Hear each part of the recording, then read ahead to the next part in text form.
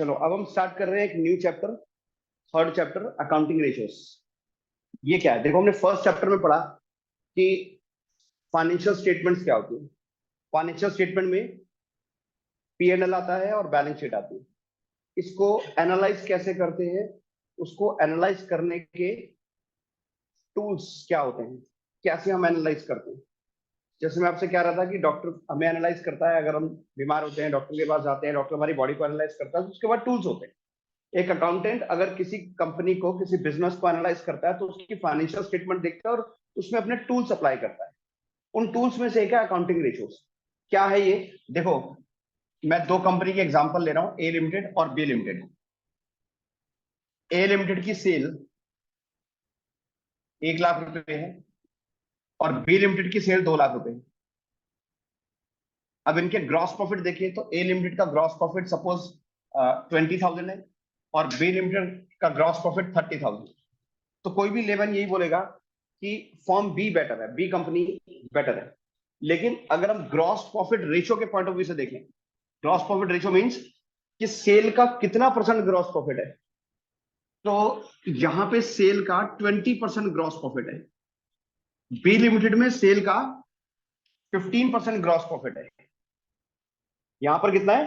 20% और यहां कितना? 15%। तो ग्रॉस प्रॉफिट रेशियो के पॉइंट ऑफ व्यू से फर्म ए बेटर है। क्यों? क्योंकि ये जितनी सेल करते हैं उसका 20% प्रॉफिट होता है और बी लिमिटेड जितना सेल करती है उसका 10% ग्रॉस 15% ग्रॉस प्रॉफिट होता है। तो प्रॉफिट मार्जिन के हिसाब से देखें तो फर्म ए इज बेटर। तो यही है एनालिसिस। रेशियो एनालिसिस क्या है या अकाउंटिंग रेशियोज क्या होती है? इसमें हम जितनी भी फाइनेंशियल स्टेटमेंट्स हैं उसमें कोई दो अकाउंटिंग टर्म्स उठा लेते हैं, उन दोनों अकाउंटिंग टर्म्स की रेशियो निकाल कर देखते हैं और उस रेशियो को निकालने के बाद इंटरप्रेट करते हैं, अपना डिसीजन लेते हैं। रेशो कैसे अप्लाई करते हैं, कौन कौन सी रेशोज होती हैं, ये हमें इस चैप्टर में पढ़ना है। अकाउंटिंग रेशोज जितनी भी होती हैं उसको 4 कैटेगरी में डिवाइड किया गया है। Types of accounting ratios, types of accounting ratios. 4 type कौन सी है? पहली है इसमें short term solvency ratios,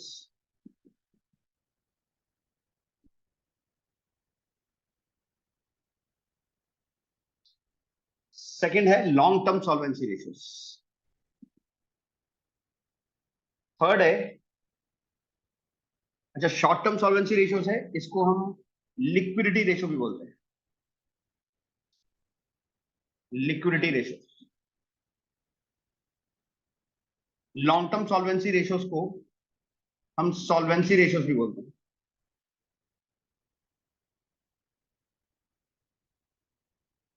third type की रेशियो है टर्नओवर रेशियोज।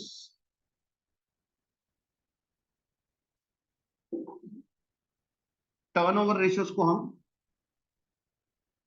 एक्टिविटी रेशियोज भी बोलते हैं।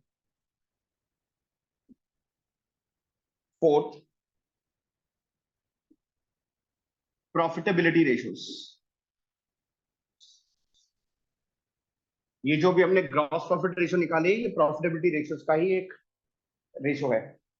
देखो, शॉर्ट टर्म सॉल्वेंसी रेशियोज हम क्यों निकालते हैं? किसी भी कंपनी की शॉर्ट टर्म लायबिलिटी को पे करने की एबिलिटी चेक करते हैं कि कंपनी अपनी शॉर्ट टर्म लायबिलिटी की पेमेंट टाइमली कर पाएगी या नहीं। इसको चेक करने के लिए शॉर्ट टर्म सॉल्वेंसी रेशियोज निकाली जाती है। कंपनी अपने लॉन्ग टर्म डेट की पेमेंट कर पाएगी टाइमली या नहीं, उसके लिए वो चेक करने के लिए लॉन्ग टर्म सॉल्वेंसी रेशियोज निकालते हैं। मतलब कंपनी की लॉन्ग टर्म डेट पे करने की एबिलिटी को चेक करते हैं।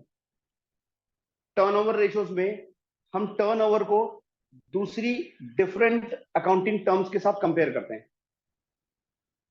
जैसे टर्नओवर का मतलब है सेल्स, तो सेल्स को हम कंपेयर करते हैं ग्रॉस, सेल्स को कंपेयर करते हैं स्टॉक से, डेटर से, डिफरेंट मतलब हम ऑन एन एवरेज जितना स्टॉक रखते हैं उसके कितने गुना ज्यादा सेल कर लेते हैं। ऑन एन एवरेज डेटर के पास हमारा पैसा जितना ब्लॉक रहता है उसके कितने टाइम्स हम क्रेडिट सेल करते हैं। वर्किंग कैपिटल जितनी हमारे पास है उसका कितने टाइम्स हम टोटल सेल कर पाते हैं। यानी सेल डिफरेंट अकाउंटिंग टर्म्स के कितने गुना है, ये हम टर्नओवर रेशियोज में चेक करते हैं। प्रॉफिटेबिलिटी रेशियोज में कंपनी की डिफरेंट प्रॉफिटेबिलिटीज को चेक करते हैं, जैसे कि ग्रॉस प्रॉफिट रेशियो, जैसे कि नेट प्रॉफिट रेशियो, आपने ग्रॉस प्रॉफिट और नेट प्रॉफिट सुना हुआ है, इसके आगे और operating profit ratio, return on equity, return on investment, इस तरह की बहुत सारी और रेशियोज हैं जो कंपनी की प्रॉफिटेबिलिटी टेस्ट करते हैं। ठीक है, तो इन सबको एक एक करके पढ़ेंगे। सबसे पहले मेरे शॉर्ट टर्म सॉल्वेंसी रेशियोज, इतना लिख लिया। तो शॉर्ट टर्म सॉल्वेंसी रेशियोज में सबसे पहली रेशियो है करंट रेशियो। इसका फॉर्मूला है current assets upon current liabilities. Current assets वो एसेट्स होती हैं जिनको एक साल के अंदर या तो हम कैश में कन्वर्ट कर देते हैं, या वो एक साल के अंदर वो यूज हो जाती है बिजनेस में। करंट लायबिलिटीज किसको बोलते हैं? जिनकी पेमेंट एक साल के अंदर करनी होती है। तो current asset upon current liability हो गया करंट रेशियो। करंट एसेट्स में क्या क्या आता है और करंट लायबिलिटीज में क्या क्या आता है? Current liability, current assets, balance sheet बताई थी आपको। करंट लायबिलिटी में सटॉस, cricket Indian team can't score 0। तो करंट लायबिलिटी में क्या क्या आ गया? Short term borrowings, trade payables, other current liability, short term provisions. Current assets में current investment, inventories, trade receivable, cash and cash equivalent, short term loans and advances, other current assets.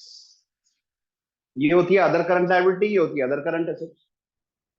लेकिन इसके अंदर जो आइटम्स आती हैं कई बार question में वो दे देते हैं, तो मैं करंट एसेट और करंट लायबिलिटी के वो एग्जांपल लिख रहा हूं जो इन सब हेड्स के अंदर आती है। Example of current assets is equal to cash, bank,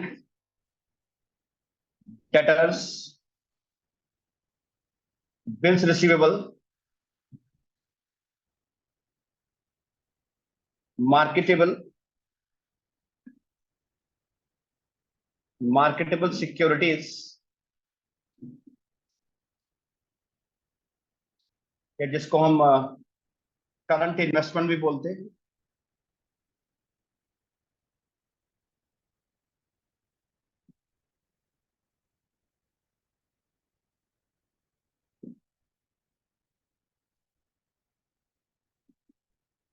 inventories, या और ऐसे बोल सकते हैं closing inventories,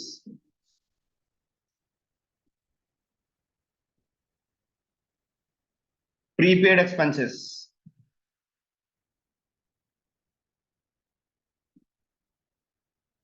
accrued income,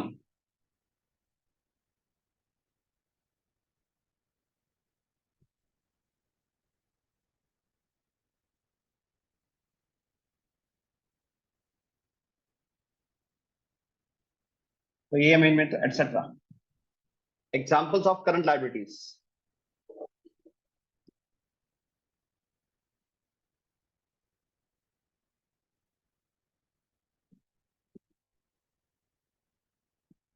bank overdraft,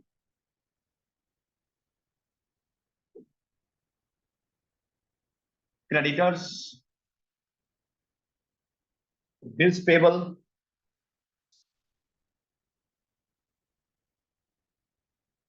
short term loans,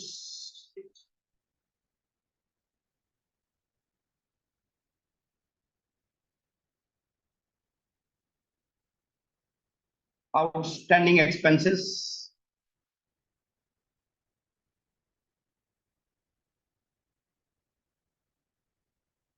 income received in advance,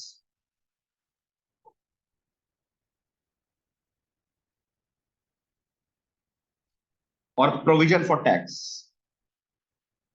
provision for tax short term provision में आता है, एटसेट्रा। तो ये कुछ मेन मेन एग्जांपल हो गए करंट एसेट और करंट लायबिलिटीज के, जो क्वेश्चन में आपको देखने को मिलेंगे।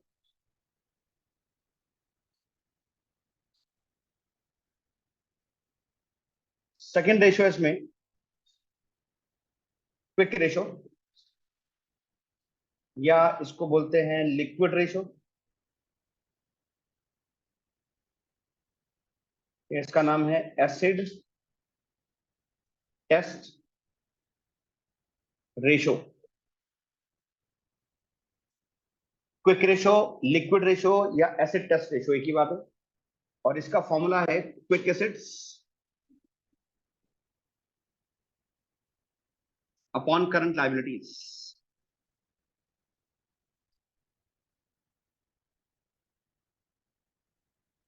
Quick assets upon current liabilities. अब ये क्विक एसेट्स क्या होती है, जिनको हम कुछ ही दिनों के अंदर कैश में कन्वर्ट कर सकते हैं, उसे बोलते हैं क्विक एसेट्स। और क्विक एसेट्स में हम क्या क्या लेते हैं, क्विक एसेट्स कैसे कैलकुलेट की जाती है। Quick assets is equal to current assets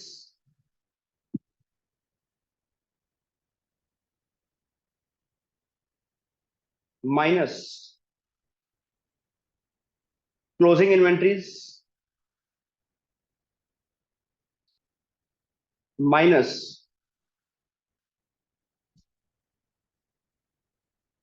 prepaid expenses. ये जितनी भी करंट एसेट्स है, इनमें से क्लोजिंग इन्वेंट्री और प्रीपेड एक्सपेंसेस ये माइनस कर दो बस। इन दोनों को छोड़कर बची हुई करंट एसेट्स क्विक एसेट्स होती है। इन दोनों को क्विक एसेट्स नहीं माना जाता। कारण क्या है, जो क्लोजिंग इन्वेंट्रीज होती हैं उसको सेल करना इतना आसान नहीं होता, वो टाइम लेती है सेल होने में। और प्रीपेड एक्सपेंसेस, उससे कैश कभी नहीं मिलता, वो तो जैसे जैसे टाइम बीतता है वो प्रीपेड एक्सपेंसेस यूज हो जाती है। जैसे अगर हमने रेंट दिया हुआ है 3 महीने का एडवांस में, तो 3 महीने बाद वो प्रीपेड रेंट खत्म हो जाएगा, हम उसको 3 महीने के अंदर उस एक्सपेंस को, उस एसेट को कंज्यूम कर लेते हैं। कैश में कन्वर्ट नहीं होता वो। प्रीपेड एक्सपेंस हमें वापस थोड़ा मिलेगा कैश में। तो ये कैश में कन्वर्ट होता नहीं है, और ये कैश में कन्वर्ट होने में टाइम लेता है, इसलिए इन दोनों को क्विक एसेट से बाहर रखा गया है। इसके अलावा जो एसेट्स हैं वो हम कुछ ही दिनों के अंदर कैश में कन्वर्ट कर सकते हैं, इसलिए उनको क्विक एसेट्स बोलते हैं। ठीक है, ये दो टाइप की रेशोज हैं। शॉर्ट टर्म सॉल्वेंसी रेशोज में ये दो ही टाइप की रेशो आती है, दो ही रेशोज है, करंट रेशो और क्विक रेशो। क्लियर।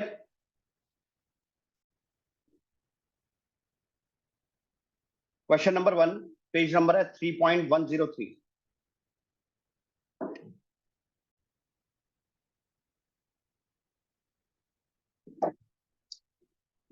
तो फर्स्ट क्वेश्चन में करंट रेशो निकालना है। From the following calculate current ratio. इसको ध्यान से पढ़ लो और देख लो कौन सी करंट एसेट है या कौन सी करंट लायबिलिटीज है। 1 मिनट बाद मैं आपसे पूछूंगा।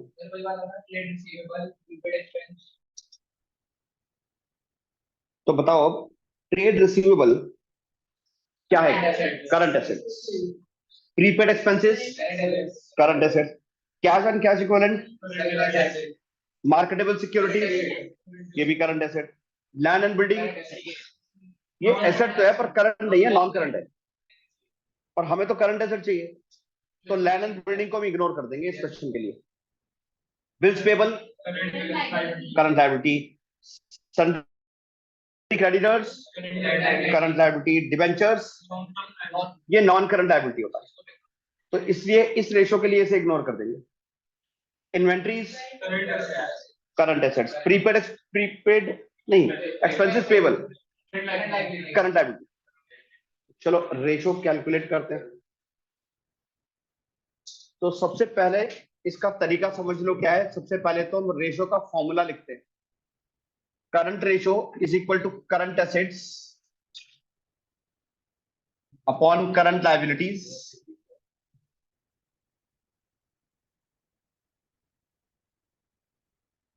अब करंट एसेट्स में क्या क्या है इस क्वेश्चन में वो लिखेंगे। Current assets equal to, current assets में आ रहा है trade receivable plus prepaid expenses plus cash and cash equivalent plus marketable securities plus inventories.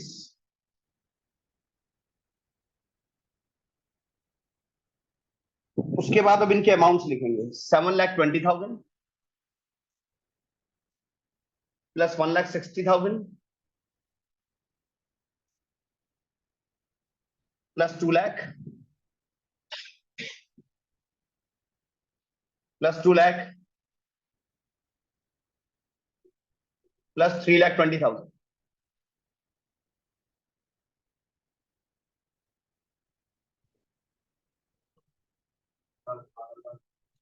हाँ, 16 लाख।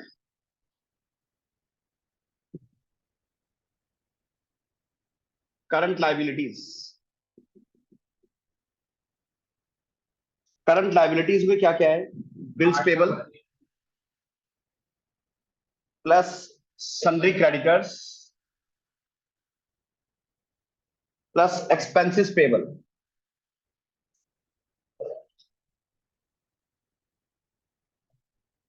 बिल्स पेबल का अमाउंट है 80,000 plus sundry creditors 4 lakh plus expenses payable 3,20,000, 8 lakh.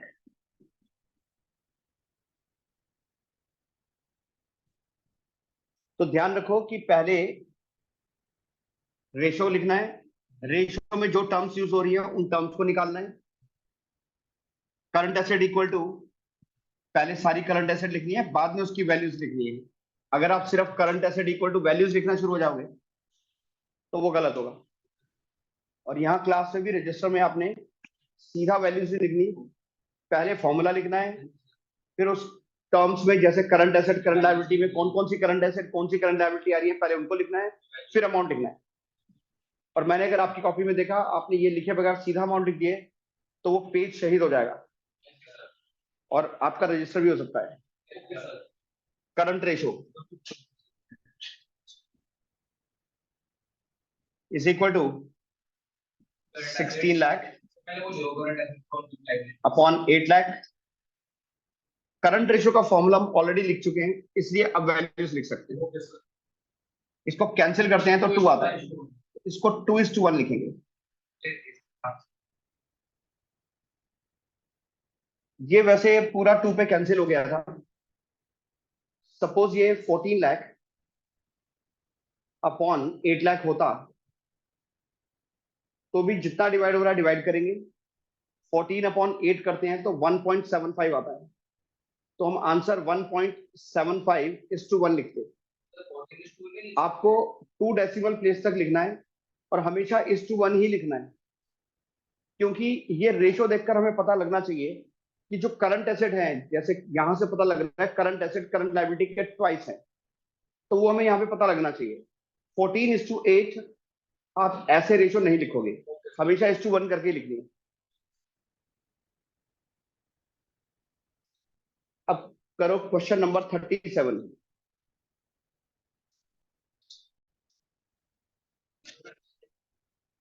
इसमें आपको पूरी बैलेंस शीट गिवन है, तो इसमें खुद देखो करंट एसेट कौन कौन सी है, बिल्कुल आपको हेडिंग के नीचे दी हुई है। करंट लायबिलिटी कौन सी हेडिंग के नीचे दी हुई है, बस फॉर्मूले में लगाना है, आसान है एकदम। तो लिक्विड रेशो ही निकालने के लिए बोला है, करंट रेशो निकाल ली सबने?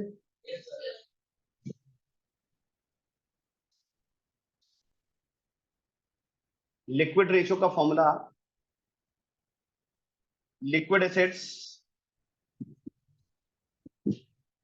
Upon current liabilities. इसमें से लिक्विड एसेट्स कैसे आएंगी? करंट एसेट्स में से माइनस करते हैं दो करंट एसेट्स, कौन सी? इन्वेंट्रीज और प्रीपेड एक्सपेंसेस। इसमें इन्वेंट्रीज तो है, प्रीपेड एक्सपेंस नहीं दिए हुए, तो सिर्फ इन्वेंट्रीज ही माइनस करेंगे।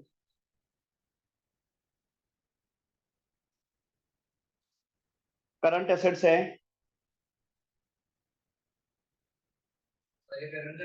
कितना करंट एसेट्स कितना निकाला था?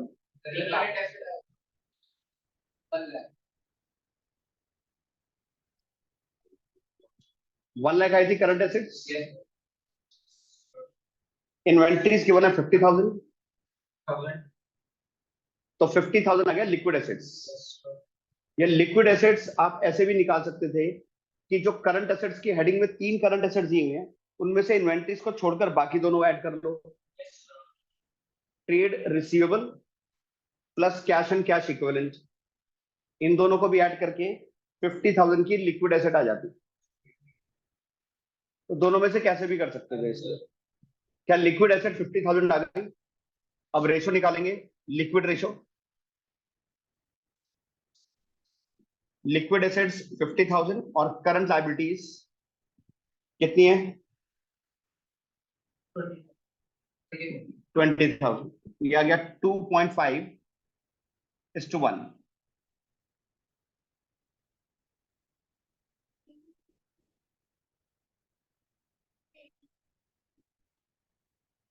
ट्रेड रिसीवेबल लिक्विड एसेट है।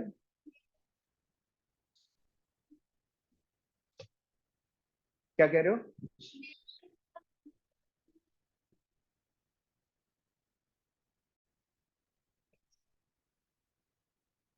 चलो एक फॉर्मूला और नोट करो, working capital.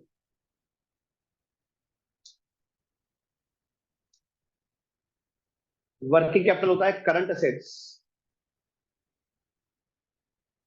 Minus current liabilities को वर्किंग कैपिटल बोलते हैं। शायद बिजनेस स्टडीज में आपने ये कॉन्सेप्ट पढ़ा होगा, current assets minus current liabilities.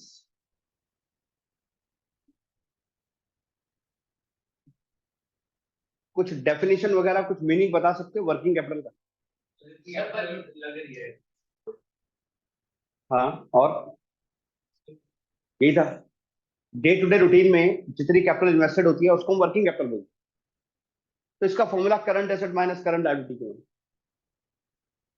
Assets और लायबिलिटीज को माइनस करके जो कैपिटल है, क्या भी पैसे निकालते अब जरा समझो इसको वर्किंग कैपिटल क्यों बोलते हैं, और ये current asset minus current liability क्यों होता है?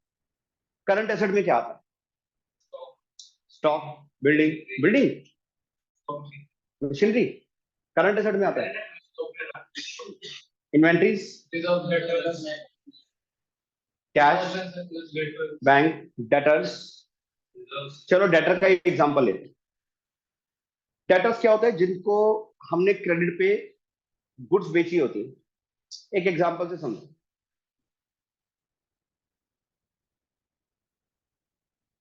सपोज अप्रैल के मंथ में हमने 1,000 के क्रेडिट सेल किया है। क्रेडिट सेल अप्रैल के मंथ में 1,000 की क्रेडिट सेल में 1,000 फिर से क्रेडिट सेल कर रहे हैं। और डेटर्स को हम 2 महीने का क्रेडिट अलाउ करते हैं, यानी आज हम उनको गुड्स बेच रहे हैं तो 2 महीने बाद पेमेंट आएगी। तो क्रेडिट सेल हो गया डेटर्स का अमाउंट। हर महीने हम 1,000 की सेल कर रहे हैं। मैं अपने एग्जांपल को सिंपल रखने के लिए मान लेता हूं, अप्रैल, मई, जून, जुलाई, अगस्त, सितंबर, हर महीने 1,000 की ही क्रेडिट सेल हो रही है। अच्छा, अप्रैल में जो क्रेडिट सेल की 1,000 की, उसके पैसे मिले नहीं, वो तो डेटर बन गए। मई में 1,000 की सेल की, पैसे मिले नहीं, क्योंकि अप्रैल की सेल का पैसा मिलेगा 2 महीने बाद, जून में 1,000 की और क्रेडिट सेल कर दी और अप्रैल वाले 1,000 रुपए मिल गए। तो डेटर्स, नहीं, एक मिनट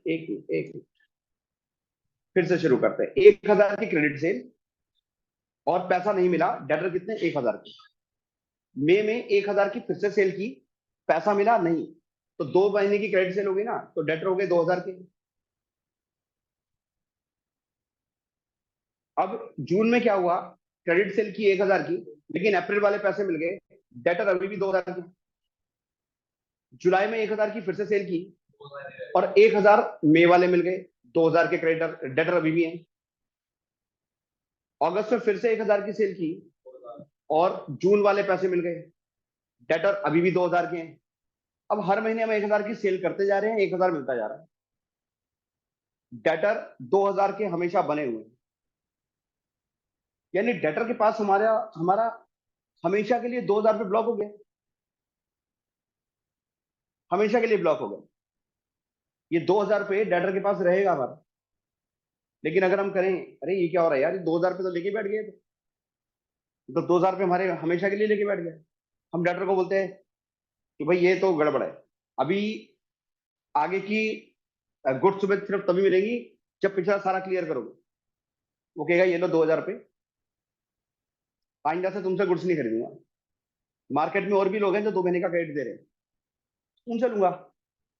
तो भैया हम बिजनेस नहीं कर पाएंगे, हम अपनी गुड्स क्रेडिट पर बेच ही नहीं पाएंगे, कोई और बिजनेस कर जाएगा, हम नहीं कर पाएंगे। तो डेटर के पास ये पैसा ब्लॉक करवाना जरूरी है। इसी तरह से हम अपने पास इन्वेंट्रीज मेंटेन करते हैं। कोई अगर कस्टमर आता है गुड्स खरीदने के लिए, डेटर आता है, तो उसे हम कई तरह का प्रोडक्ट दिखाते हैं, वैरायटी दिखाते हैं। वो जब मांगता है उसे उतना ही सामान उठाकर देते हैं। इन्वेंट्री मेंटेन करनी पड़ती है, वो भी करंट एसेट है, डेटर भी करंट एसेट है। हमें कैश बैलेंस मेंटेन करना पड़ता है, हमें बैंक बैलेंस मेंटेन करना पड़ता है। तो ये सारी करंट एसेट में हमें पैसा ब्लॉक करके रखना पड़ता है, नहीं तो बिजनेस नहीं कर पाएंगे। तो ये सारी है करंट एसेट्स। अगर हमारा पैसा करंट एसेट में ब्लॉक होता है तो करंट लायबिलिटी यानी क्रेडिटर से हम भी तो उधार लेते हैं, उनका पैसा हम ब्लॉक करके रखते हैं अपने पास। तो नेट हमारा पैसा कितना लगा हुआ है, current asset minus current liabilities. Day to day routine की ट्रांजेक्शन्स के लिए हमें ये पैसा बिजनेस में ब्लॉक करवाना पड़ता है, नहीं तो हम बिजनेस चला ही नहीं पाएंगे। इसलिए इन्हें बोलते हैं वर्किंग कैपिटल। हमारा पैसा जितना ब्लॉक हुआ माइनस हमने लोगों का पैसा कितना ब्लॉक किया हुआ, इसे बोलते हैं वर्किंग कैपिटल का नाम दिया इसे। ठीक है, तो वर्किंग कैपिटल का फॉर्मूला है current asset minus current liability. Current ratio का फॉर्मूला क्या है, current asset upon current liability. मतलब वर्किंग कैपिटल और करंट रेशियो दोनों में ही करंट एसेट और करंट लायबिलिटी का यूज होता है। अब इनसे बनता है एक क्वेश्चन, लिखो।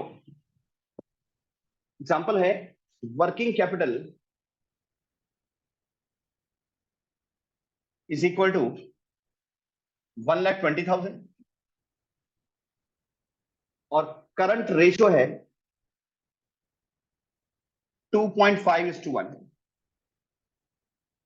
Calculate current asset and current liabilities. Solution, current asset और करंट लायबिलिटी दोनों निकालने हमने। अभी क्या दिया हुआ है हमें, वर्किंग कैपिटल और करंट रेशियो दोनों के बने। हम करंट रेशियो का पहले यूज करते हैं। करंट रेशियो का फॉर्मूला बताओ क्या होता है। Current assets, liabilities. Current assets upon current liabilities. अभी हम क्लास में करंट एसेट को सीए और करंट लायबिलिटी को सीएल लिख लेते हैं, लेकिन एग्जाम में या टेस्ट में फुल फॉर्म ही लिखनी है। Yes, sir. तो current asset upon current liability होता है करंट रेशियो का फॉर्मूला। करंट रेशियो गिवन है, करंट लायबिलिटी को हम फिलहाल एक्स मान लेते हैं। तो current ratio 2.5:1 is equal to current assets upon x. X इधर आ गया तो करंट एसेट की वैल्यू हो गई 2.5x। अब हमारे पास करंट लायबिलिटी और करंट एसेट्स दोनों एक्स की फॉर्म में है। वर्किंग कैपिटल के फॉर्मूले में इसको रख देंगे तो एक्स की वैल्यू आ जाएगी। वर्किंग कैपिटल का फॉर्मूला है current assets minus current liabilities. Working capital 1,20,000 दी हुई है, करंट एसेट है 2.5x माइनस करंट लायबिलिटी है x, तो ये हो गया 1.5x इज इक्वल टू 1,20,000। तो x की वैल्यू हुई 1,20,000 डिवाइडेड बाय 1.5, दैट इज 80,000। तो x आ गया 80,000। x क्या लिया था हमने, Yes. Current liability equal to 80,000 आ गया। करंट एसेट इसमें x की वैल्यू रख देते हैं, current asset equal to 2.5 into 80,000, 2 lakh. ये आ गया current assets. Clear? Yes, sir. एक और एग्जांपल सॉल्व करो। Working capital is 6 lakh. Current ratio 1.5:1.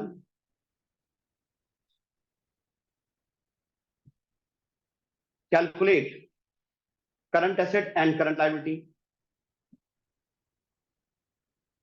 If inventories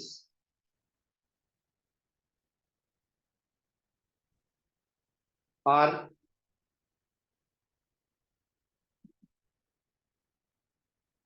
inventories are rupees 4 lakh.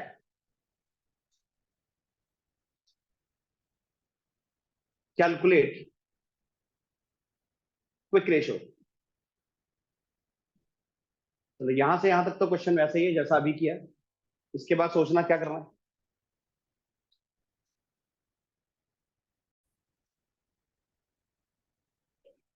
बताओ क्या आंसर आया। 1.16 रेशियो है।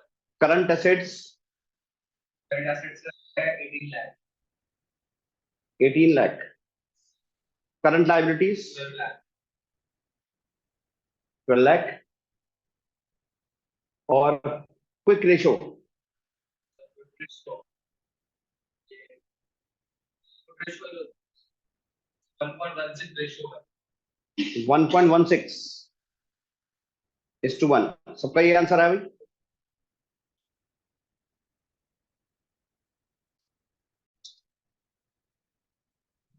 करंट रेशियो का फॉर्मूला है current assets upon current liabilities. अगर आपको करंट रेशियो बता दी जाए कि 3:1 है और करंट लायबिलिटीज बता दी जाए 20,000 है, तो बताओ करंट एसेट कितनी होगी। 60,000। मींस अगर करंट रेशियो और करंट लायबिलिटीज दोनों गिवन हो तो आप करंट एसेट निकाल सकते हो। क्विक रेशियो का formula quick assets upon current liabilities. इसमें भी अगर क्विक रेशियो और करंट लायबिलिटी की बनो तो क्विक एसेट्स आ जाएंगी। अच्छा, ये क्विक एसेट्स और करंट लायबिलिटी में क्या डिफरेंस है। क्विक एसेट्स हम कैसे निकालते हैं। Current assets minus inventories minus prepaid expenses. Prepaid expenses mostly questions में होती नहीं है, जीरो होती है। तो क्विक एसेट्स और करंट एसेट्स में बेसिकली जो डिफरेंस होता है वो इन्वेंट्रीज का ही रह जाता है। तो इन्वेंट्रीज इक्वल टू, ये क्विक एसेट इधर आ जाएगा तो current assets minus quick assets. Inventories ऐसे निकलती है। अब देखो क्वेश्चन एक बनाते हैं। करंट रेशो, क्विक रेशो और करंट लायबिलिटी, ये तीनों दी हुई है और आपसे पूछा जाएगा इन्वेंट्रीज। तो पहले हम करंट रेशो और करंट लायबिलिटी से करंट एसेट निकाल लेंगे, क्विक रेशो और करंट लायबिलिटी से क्विक एसेट्स निकाल लेंगे, और जब दोनों आ जाएंगी तो माइनस करके इन्वेंट्रीज निकाल लेंगे। चलो एक क्वेश्चन लिखो, एग्जांपल है।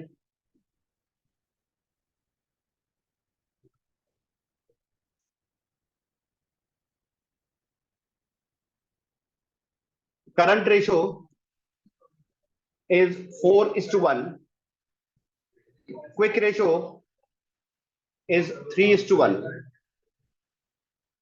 current liability given है 60,000 की। Calculate inventories.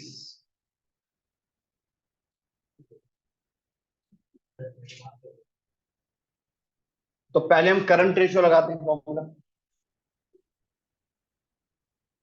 Current ratio equal to current asset upon current liability. Current ratio है 4:1, current asset upon current liability है 60,000, तो करंट एसेट हो गया 2,40,000।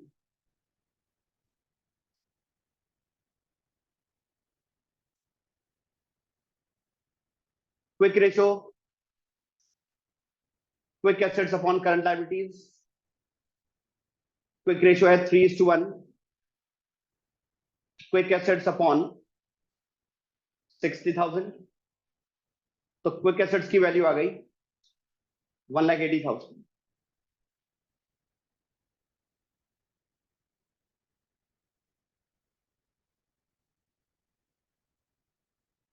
Inventories is equal to current asset minus quick assets. Current assets 2,40,000 minus quick assets 1,80,000। Answer is 60,000। ये आ गया inventories.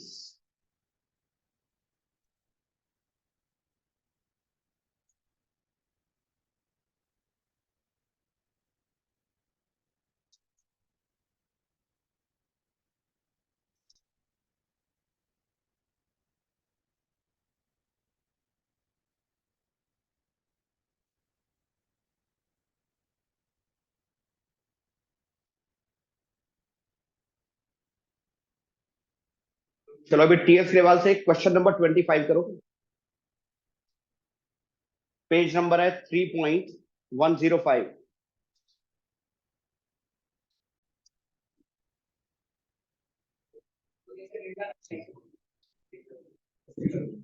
Next question 23।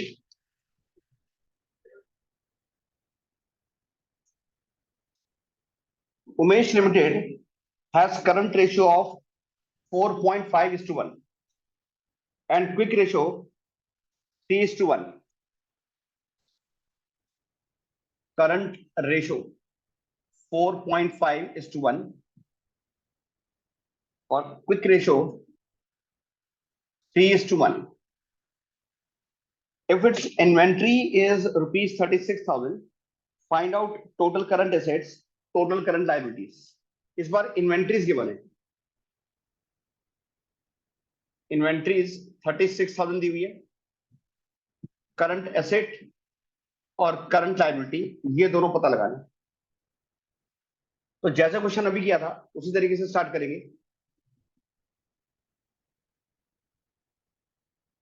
Current ratio का formula current asset upon current liability. Current ratio 4.5:1 है। Current liability को x मान लेते हैं। Let current liability equal to x। तो 4.5:1 is equal to current asset upon x। Current asset हमारे पास x की टर्म में आ गया 4.5x। ऐसे क्विक रेशियो में quick assets upon current liability. Current liability को हम x मान चुके हैं। क्विक रेशियो है 3:1 is equal to quick assets upon current liability x। तो क्विक एसेट्स क्या आ गया 3x। अब इन्वेंट्रीज होता है current asset minus quick assets. Inventories given है 36,000। यहां से x आ जाएगा हमारे पास। x हमने लिया था करंट लायबिलिटी, तो 1.5x आ गया 36,000। तो x की वैल्यू 36,000 डिवाइडेड बाय 1.5 मींस 24,000। तो करंट लायबिलिटी इज 24,000।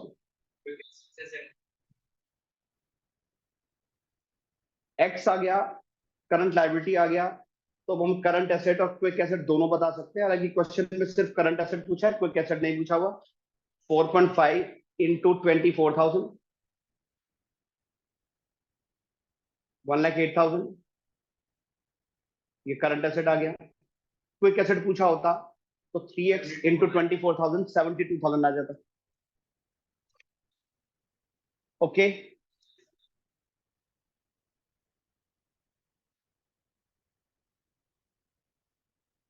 के बाद अब आप क्वेश्चन नंबर 22 कर लो।